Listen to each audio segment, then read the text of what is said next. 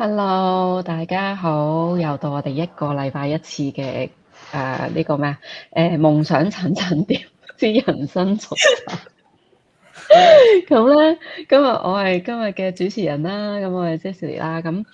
今日咧同大家探討一個咧好有趣嘅話題，因為其實我哋即係大家如果有睇開都知，我哋幾個其實係透過一個網絡事業去認識嘅。咁好多時咧包括我自己都係啦。其實我去揾網上面嘅機會嘅時候咧，我開始嘅時候我諗住就係想揾多啲錢。就覺得好似原本嗰個工作咧，就好似唔係咁滿意啦，嗰個模式啊、揾錢嘅能力啊各樣好似唔係咁好啊嘛，咁就想喺網絡上邊咧去揾多啲揾錢嘅機會。咁跟住就俾我遇到呢個網絡事業啦。咁我相信咧，其實如果大家去有留意去創業嘅嘢咧，其實好多好成功嘅網絡創業或者創業家啦，唔係網絡創業家，所有嘅成功嘅創業家咧，其實佢哋咧個目標咧都唔係為咗賺錢，因為佢哋去建立一個生意嘅時候咧，佢哋係唔係為咗賺錢，可能係為咗自己夢想啦，為咗去解決一啲問題啦，或者佢哋係有個 mission 啦。好似我哋啱啱我哋個團隊咧最近即係今日咧就有一個好大型嘅一個convention，就係我哋自己團隊嘅。咁我哋嗰個 leader 咧，我哋嘅創辦人，佢哋都有講話，其實佢哋去創立呢一個事業嘅平台咧，俾咁多我哋嘅創業家啦去使用咧，其實佢唔係真係為錢，佢係因為咧喺創辦嘅過程當中，發覺原來好多人需要呢一樣嘢，需要呢一個工具，所以而家變咗成為佢哋嘅 mission 啦咁樣。咁所以咧，我自己都喺度諗究竟我哋創業咧喺呢個過程當中啊，除咗我哋可以揾錢之外咧，其實我哋仲有啲乜嘢得着咧？即係我哋除咗錢之外，仲係為咗啲咩咧？繼續喺呢個事業入邊，因為好老實咁講，如果話就係為揾錢嘅話，唔一定係要網絡創業，可以去打份工啊，可以做好多嘢咧，我哋都可以揾到錢。咁點解我哋要創業咧？其實好似見到有陣時我哋討論嘅話題係又要跨越好多困難啊，有好多自我突破啊、自我挑戰啊，點解要好似攞苦離身咁樣？但我哋都仲堅持去創業咧咁樣。咁今日咧就想同大家去分享下呢個咁有趣嘅 topic。咁咧，Becky，我想即係聽下你啦。老闆娘本來已經有一個實體嘅生意啦，但係咧你都仲要喺網上邊再去揾多一個創業嘅機會啦。咁都想即係聽你分享下除咗揾錢之外，我覺得應該一定唔係揾錢嘅啦。因為如果你要錢嘅話，你本身花店都已經有好好嘅生意，咁你仲想要得到啲咩咧？為咗啲乜嘢咧？要選擇呢個網絡創業。OK，好啊，大家好，我係 Becky 啊，來自悉尼嘅。咁我自己就有一個花店啦嚇。咁係嘅，其實咧，我諗我即係做呢個生意嘅話咧，即係呢個我面呢個網絡生意嘅話咧，其實我最原始嘅話咧，其實真係唔係話真係要為咗揾多一份收入啊咁樣，而係大家都知道我嘅 story，即係話因為我做呢一行嘅話咧係好辛苦嘅一個行業嚟嘅，咁即係根本係我嘅生活同埋我嘅工作個 balance 係即係已經係失衡嘅。咁我嗰陣時就其實我喺嗰幾年咧，成日都好想去改變，但係就真係即係你知啦，因為係自己生意嚟嘅，係好難突然即係話抽身突然間話我唔做啊咁樣，咁去改變係好難嘅。咁但係就因為我遇到呢一個business 嘅話咧，咁我覺得呢個係一個好好嘅機會咧，即係可以令到自己即係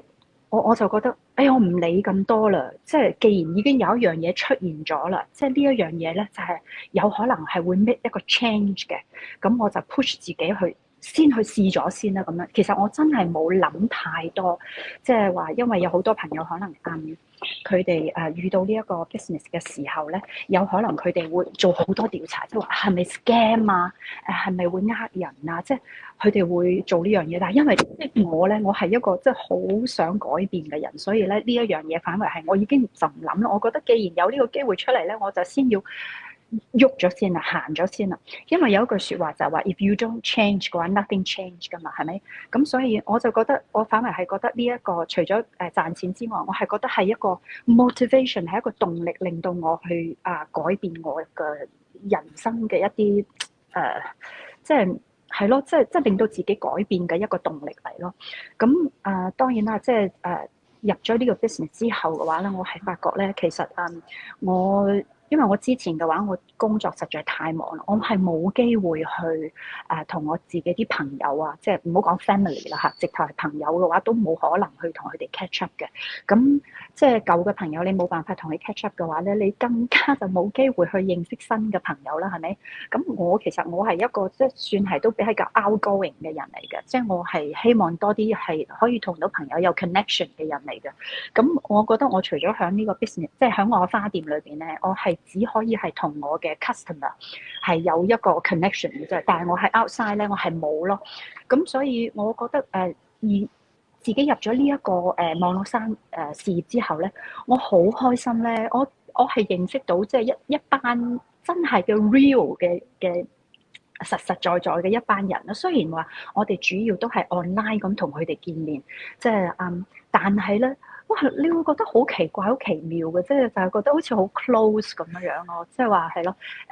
好似嚟咯，係咯我應該係啦，見過 Cicely， 見過Holly，但我仲未見過 Elsa， 係咯，但係係咯，好似上次咁樣，我哋喺 Adelaide 就係見到 Cicely 同埋 Holly 同埋其他嘅一啲事業伙伴嘅話咧，喂，好奇怪喎！我覺得咧見到之後咧，覺得好似即係唔會生疏嘅喎，即係好似好熟咁樣樣嘅咯，我覺得係咯。咁我覺得呢一個係一個好大嘅得着嚟嘅，因為咧我喺即係今年年頭嘅時候咧，我每年年頭咧我都會 set 一啲自己嘅 goal，即係話今年2005年我要做一啲咩，要 reach 一啲咩嘅 goals 咧咁樣。咁其中一個咧就話我要 expand 我嘅 social friend group 即係咯。咁我覺得我做到咗啦，已經即係話因為我年頭嘅時候咧，我就同大家一齊咧，即係我哋幾個事業伙伴咧一齊去喺 Adelaide 嗰度 meet。大家去見面，咁我就已經識咗一班10幾個 friend 先啦，已經一下子就已經識咗咁多人先啦。咁我覺得已經我已經完成咗我呢個 goal 咯，其中呢個 goal 咯，咁我係好開心嘅。咁仲有就係即係話係咯，就好似頭先我講就係一定係要唔需要諗太多嘅。有陣時就係好多嘢咧，你踏出咗一步嘅話咧，其實嗰條路慢慢就會幫你 form 你去行，即係跟住行落去噶啦，就係咁咯。呢個係我嘅分享。好好啊，多謝 Becky。係啊，其實我都好認同喺呢個事業入邊咧，我自己都識咗好多好好嘅朋友啦。咁有啲真係成為咗閨蜜啦，即係佢哋台灣人好中意講嘅。咁我即係都冇諗過咧，原來因為我以前咧都有做過一啲網上嘅即係代購啦，咁亦都有開過鋪頭啦。咁其實以前同行嗰啲人咧，就算見到會打招呼都好，但係唔會話真係去分享自己究竟個生意點樣做啊，用咗啲咩方法啊，即係全部呢啲都係要收埋嘅秘密武器嚟㗎嘛。咁但係喺呢度咧就會覺得好特別啊！即係我哋每個人咧，我哋點樣去做啊？我哋點樣去成功咧？我哋都好願意分享啦。咁其實除咗講事業之外咧，好似我哋幾個咧 offline 之後咧，好多時候都唔係講事業，有陣時咧係講食乜嘢啊、煮飯，我哋有講過。湊小朋友放假咯，即係其實係好多好多其他嘢講，咁變咗咧，我覺得係真係好開心，係可以令到我哋咧擴闊自己嘅生活圈子啦，亦都識到世界各地唔同嘅事業伙伴啦。咁我成日都喺度講笑咁講，而家去到邊度咧，都有人可以俾我搭住啊，可以有機會咧去見多啲人，有多啲藉口可以去唔同嘅地方啊嘛。咁所以真係好開心。係啊，咁Elsa 咧，Elsa 你又有啲乜嘢？除咗賺錢之外，仲為咗啲咩？咁如果創業咧，其實當初加入創業咧，其實真係冇太大嘅諗法，因為當初其實係我先生發現到呢個機會啦，咁樣。咁其實當初做加入事業之前咧，其實做全職媽咪做咗已經差唔多3年幾啦。咁每一日重複嘅生活都好灰啦，做到咁都唔係幾開心啦，咁樣。咁跟住之後加入咗呢個網絡創業嘅時候咧，其實人生終於有第二樣嘢俾我做下啦，咁好開心，乜嘢都唔知㗎。我老公話：喂，有揾壇嘢俾你做好唔好啊？好啊，即刻就入嚟啦。完全唔知咩叫網絡創業，完全唔知入到嚟要做啲乜嘢，發生咩事我都唔知啦。咁樣，咁其實我覺得加入咗呢個網絡事業，經營咗一段時間之後咧，當然亦都有好似 Becky 所講嘅，即係嗰個朋友圈係大咗啦，識咗好多朋友啦，好似在座呢幾位咁樣啦，咁亦都有另外其他嘅朋友啦，咁樣。咁最重要嘅，我覺得其實係因為喺創業之前咧，咁 Kelvin 佢本身嗰個工作量已經係好大啦。咁啊，除咗一份正職之外咧，亦都有一份電商生意啦。咁佢所以其實佢成每一日嘅嗰個工作嗰個時間咧，其實應該係有14-15個鐘頭。其實佢都係即係喺工作，或者甚至乎唔係喺屋企嘅咁樣。Weekend 嗰啲時間咧，其實佢都有大半日都唔係喺屋企。咁所以變咗其實嗰陣時嗰個生活就係好似我自己一個人湊小朋友，然之後佢就翻嚟望一望我哋，跟住之後佢又繼續做嘢咁樣咯。咁其實嗰個我覺得係即係成個生活嗰個狀態咧，睇落去咧其實係似乎唔係好有問題，但係其實當中你喺生活嘅時候咧，你就覺得其實一個家庭嘅生活唔應該係咁冇 connection 噶嘛。咁當時候嗰個諗法就係希望即係 Kelvin 加入呢個網絡事業，其實佢就係個諗法就係希望可以用到即係呢份網絡事業咧，其實係嗰個潛力啊，希望係可以即係令到佢減少翻佢嗰個電商嘅工作量啦。咁好幸運地咧，咁啊過咗即係1年幾2年嘅時間啦。咁其實佢嗰個佢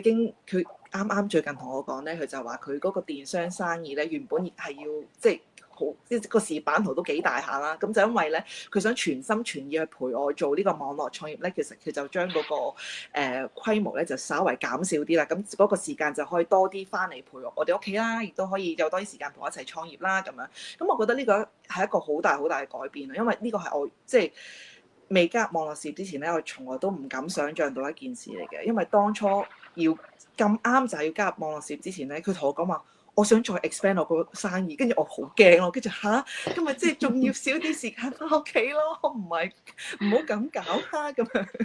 咁好彩你就係因為有呢個網絡事業嘅出現啦，咁我覺得係即係對我哋成個家庭生活啦，即係對我覺得係唔單止係夫妻關係啦，亦都係同即係小朋友之間嘅 family time 其實都多咗好多咯。所以我其實係覺得呢個網絡事業帶俾我哋嘅，即係當然亦都有經濟上嘅支持咧，咁更加大嘅就係可以改變到即係成個生活嘅模式，其實係一件即係好難得嘅事咯，即係完全想像唔到嘅事咯。係。多謝 Elsa 嘅分享，好戥你開心。多謝。因為其實咧，我諗你嗰個即係你嗰個轉變咧，係好多我哋事業夥伴加入之後咧，都會見到嘅一個轉變嚟嘅。因為尤其是我自己啦，我自己都頭先聽你講咧，感受都好深，因為我原先想要揾一個網絡事業，就係因為以前返工朝九晚六嘅生活咧，真係令到我冇辦法可以好好咁樣陪個女啦。就算放咗工咧，成日都係諗住公司嘢，即係佢走嚟同我講嘢咧，我都會喺度撳緊電話，媽咪做緊嘢，你唔好煩我噶嘛。但係即係咧係好多呢啲咁樣嘅時間嘅，咁但係咧而家係會經過咗呢個事業之後咧嘅幾年啦，咁亦都自己一個人成長咗，即係發覺原來工作係好重要，但係其實家庭都好重要。咁而家有陣時我個女要同我講嘢嘅時候咧，我係真係會停低我手上面做緊嘅嘢，聽佢講先啦。或者當我嗰樣嘢好緊要嘅時候，我會同佢講：你俾幾多分鐘媽咪處理完，跟住我就聽你講。即係我哋個溝通係會好咗好多，亦都有翻真係所講嘅 quality time，而唔係以前去陪個女嘅時候咧，永遠都係人在心不在，個靈魂唔知去咗邊咁樣。咁變咗咧，我覺得呢個係真係係俾到一個家庭，即係當你去知道有個方法，你係可以用一個比較聰明嘅嘅方式去工作嘅時候，咁你好多嘢可以好放心，唔需要咧以前樣嘢都真係要自己盯到實啊，即係驚甩碌啊，驚我一冇睇住嘅時候就出事啊嘛，即係少咗好多以前嗰一種咁樣嘅壓力，所以咧係好感謝呢個網絡事業俾到我哋一個好好嘅家庭嘅一個優質時間。咁啊 Holly 咧，你又為咗啲乜嘢咧？除咗賺錢之外？咁講多少少啦，我以前喺香港做咗10幾年社工嘅，我覺得我多啲嗱，當然都有諗錢啦，咁但係我覺得更重要係突破咯。呢個係我好需要嘅，因為可能真係以前就因為將個焦點啊放咗好多係擺喺屋企人啊，同埋都係讀書啊，然之後畢業啊，然之後就出嚟做嘢，咁係好順暢嘅。但係我唔知啦，可能有啲人會覺得哇，你咁穩定，做咩要搞咁多嘢咧？可能真係有人咁諗嘅。但係我覺得我唔知係咪人太過穩定咧，人又會好想諗另一啲嘢，好想去揾翻自己個價值，或者睇到自己有啲乜嘢嘅可能性，係啦。咁我覺得喺呢個創業裏面咧，我就揾得到，因為就算我屋企人啊、身邊嘅人啊，佢哋都係打工噶嘛。咁佢哋嘅經驗就係好似生活就淨係咁樣啦。咁究竟可唔可以自己創造一啲東西出嚟咧？咁我覺得創業就可以俾我做到呢樣嘢。咁然後我覺得好開心嘅係，因為以前返工就係老闆話俾你聽啦，即係要做啲乜嘢啊。咁然之後我係有滿足感嘅，咁但係諗嘅嘢咧都好似局限咗喺老闆上面，佢期待你點樣去做啦。咁然後創業咧就係可以發揮到我自己創造力，好開心喎！諗起就好開心。即係其實所有嘢，其實同一個事業你可以用好多嘅方式，即係就算我哋用同一個系統啊，咁但係我哋可以用唔同嘅方式去表達、去呈現俾大家睇。咁唔同人又可以有唔同自己嘅特色。咁過程裡面，我點樣去再創造更加多嘅意義咧，同埋價值咧？咁呢個係令我覺得越做越揾翻自己，好似揾翻自己嘅靈魂一樣。我又需要，即係我覺得生活係要創造咯，即係唔可以淨係好似框咗喺度，或者好重複。我係比較唔係咁中意一啲好重複嘅生活嘅，我係中意有變化啦，亦都好喜歡睇到自己喺創業裡面諗一啲 idea 啦，或者同伙伴你傾完，可能今日 go live 完之後，我又有一啲新嘅靈感，咁我點樣將啲靈感去表達出嚟咧？咁我係感覺到生活就多咗變化，然之後有驚喜，然之後就會好快樂啦咁樣。另一個咧，我覺得係一個磨練啊，對我嚟講嚇，因為一開始做呢個創業嘅時候咧，我就其實都好反反覆覆㗎，我自己啲狀態，有時都會諗，不如好似都比我想象中，其實真係要堅持嘅。咁曾經都有諗，不如我會唔會算啦，唔做啦咁樣。咁但係咧喺個過程裡面，因為喺呢個事業裡面，我哋係有伙伴一齊去行嘅。就算我係喺嗰個位卡住都好啦，咁我都好感受到大家伙伴嘅支持、關心同埋鼓勵我唔好放棄啊！去諗翻其實我係為咗啲乜嘢，然之後做呢個事業㗎。我覺得喺嗰時真係感覺到佢哋嘅陪伴咧，咁我沉咗一沉之後咧，都有繼續走落去，係啦。咁所以喺呢個創業裡面係能夠磨練到自己嘅意志啦，同埋能夠去堅持再堅持。係啦，而透過自己堅持再堅持之後咧，我嘅屋企人都因為我嘅堅持，佢嘅態度咧都已經比之前好啲啦。咁我就覺睇到其實我嘅影響力咯，我係好喜歡即係睇到其實我嘅影響力可以做得到，我唔係一定要好被動嘅角色，而係好主動去令到身邊嘅環境變得更加好嘅。係啦，呢個就係我覺得創業裡面俾到我嘅嘢啦。好激勵人心啊！好似你嘅分享，好犀利啊！佢啲分享係啊，唔係，我覺得你講得好好，就係咧，其實我有少少我得到嘅嘢，或者我為咗即係點解咁多幾年之後我都仲繼續要喺呢個事業入邊去發展咧？其實有少少同你有相似嘅。其實我哋以前返工咧，真係嗰個生活，每一個人嘅生活都係差唔多，即係每日。起身就趕住返工，跟住就去完成老闆交代嘅事，跟住咧放工嘅時候咧，一係就 OT 啦，一係就趕返屋企，跟住顧小朋友，即係每一日都好似重複，但係咧又好似你係必須要做，但係你有陣時又覺得啊，咁究竟我每一日咁樣重複係為咗啲咩咧？咁啊，即係好似揾唔到嗰個生活嗰個意義喺邊度？咁我喺呢個事業入邊咧，都係同阿 Holly 一樣啦，喺呢度係揾到一啲自己以前返工嗰種生活咧，揾唔到嗰種，即係覺得自己可以做到咁多嘢嗰一種嘅可能性。以前返工真係好少，因為真係要聽老闆話啦，老闆話要做啲乜嘢 project，佢就咁好啦，同佢做啦，跟住咧會突然之間做到一半咧，覺得喂呢個都好似唔係賺錢咯，跟住做到一半就會突然之間停咗嗰啲嘢，即係你會成日返工嘅時候好多呢啲咁樣好沮喪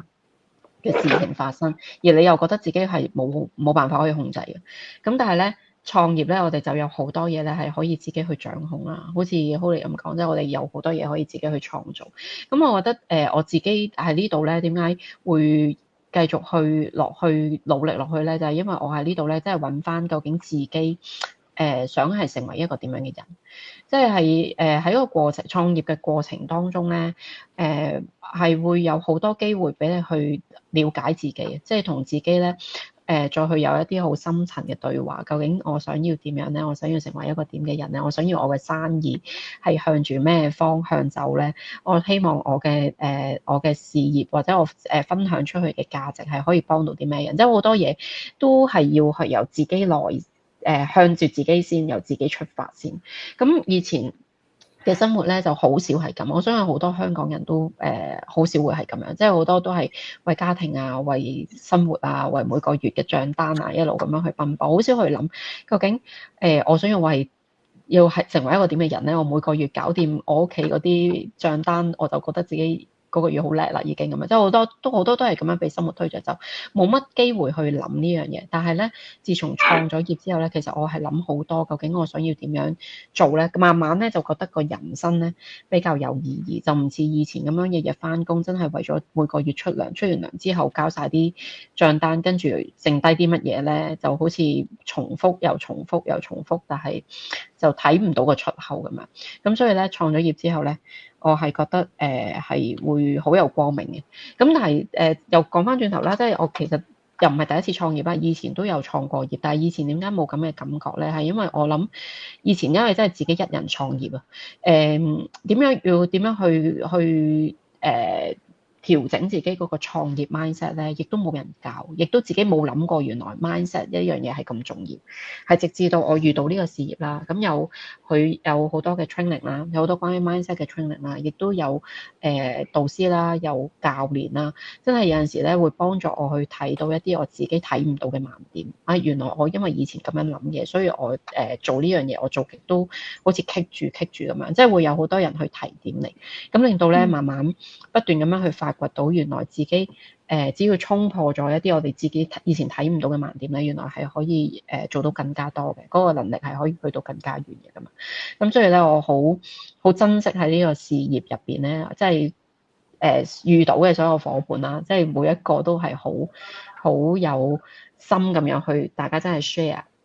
去令到大家去成長咁樣，咁咧所以就係啦，今日我哋幾位就去分享咗啦。我哋創業除咗賺錢之外，其實咧仲有好多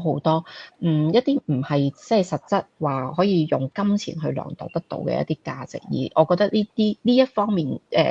嘅價值咧，先至係最無價，因為好多嘢好似頭先阿 Becky 所講，話我要擴大朋友圈啊，我要擴大我嘅 social network，呢啲未必即係你揾錢可以買到翻嚟，就算你揾錢買到翻嚟嗰啲，都未必真係真正嘅友誼。但係我哋喺呢度咧，就真係可以揾得到。咁同埋嗰啲個人成長啊，各樣呢啲咧，咁我覺得真係好有價值啊！呢啲咁反而在我嚟講，呢啲先至係我創業入邊我自己最中意嘅地方咯。咁當然伴隨，咁我哋亦都要有一個經濟上邊嘅一個得着啦。咁亦都係一個好好嘅一個方法。咁所以咧，如果今集啦聽完我哋嘅分享，真係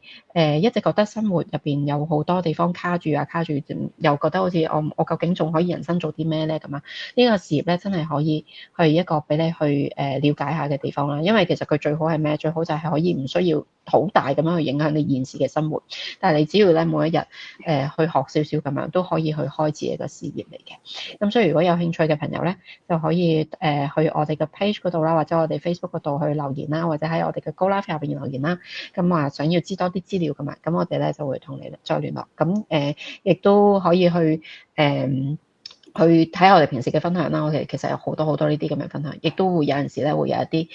創業說明會啦，咁亦都可以咧俾大家去報名去再了解多啲嘅。咁今日咧我哋嘅分享就嚟到呢度啦，下個星期咧再同大家見面啦。我唔知下個禮拜我哋係咪放假地了？應該放假。我都想問你哋啊，其實。咁我哋咧就咪後再去討論下，然之後咧我哋就喺我哋個 page 嗰度再去公告啦。咁因為嚟緊都小朋友放假，咁我哋有我啦 Becky 同埋 Holly 咧，我哋都準備咧就出國啦。咁所以就睇下係啦，睇下我哋仲夾唔夾到時間，咁或者會放假，或者會繼續。咁咧如果好中意聽我哋夢想陳層疊嘅朋友咧，就要留意住我哋 page 嘅公告啦。咁樣咁今日咧講到呢度，咁我哋咧再同大家見面，拜拜。拜拜。拜拜。